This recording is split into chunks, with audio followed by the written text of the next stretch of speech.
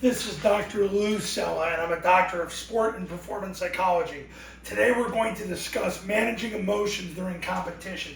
So if you have a son or daughter that's an athlete, or you're a coach with an athlete, these are the two things you have to have your athlete do basically to control their emotions during a competition, because emotions are not good in competition because it gets away from the alignment, assignment, and technique of task. Emotional regulation is only best at the end of a season in the final few minutes when the player, the athlete, is completely implicit and the player decides to crank it into that final gear. Because anything you do emotionally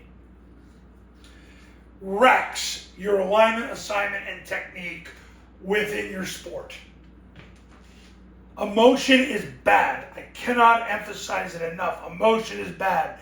Anybody who says to play with emotion, that should be absolutely dismissed and cast out of the athlete. That's an abomination.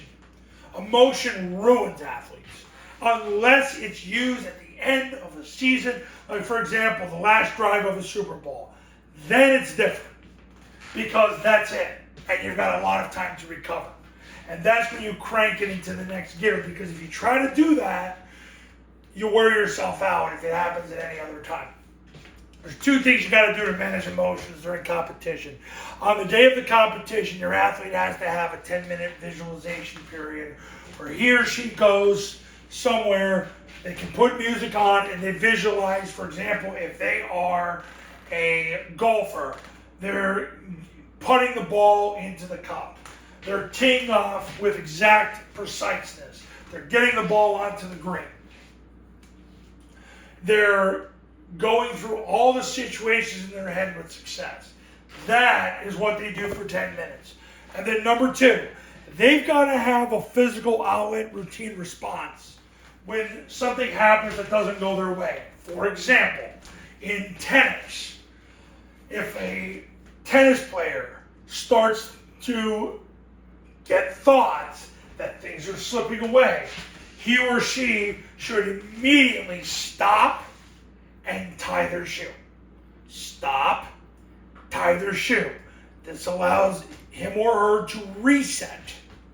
This reset is a physical outlet routine response. That's got to happen. That can also happen in other sports. The shoe tying can happen in a lot of sports. Or the simple act of taking a shoe off, putting a shoe back on. You can say, well, isn't that a little bush league? Let me tell you something. It gives your athlete the opportunity to reset if something doesn't go his or her way and they're getting close to having a negative emotional response. So you want them to do that combined with the pre-competition 10-minute visualization period. Can happen an hour before a competition, 2 hours before a competition, could be several hours before a competition, but you got to have one on that day before the competition. So those are the two things you do to manage emotions during competition, because you'll get a return on investment for that during the competition. Now, I help athletes nationwide in all sports strengthen their mental game. Whether it's football, basketball, baseball, golf, hockey, tennis, lacrosse, field hockey, ice hockey, gymnastics, dance, you get the point. Have your athlete connect with me at 570-332-0265 and let's schedule a one-on-one consultation.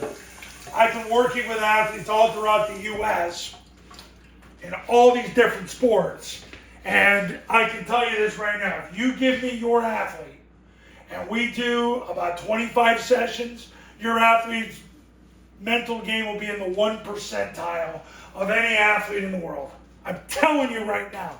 We're going to get your athlete to thrive and advance in 2025 and beyond. We're going to get your athlete to create the elite sports environment, the elite performance environment in their sport and in their life. And I'll see you in the next video. Talk soon.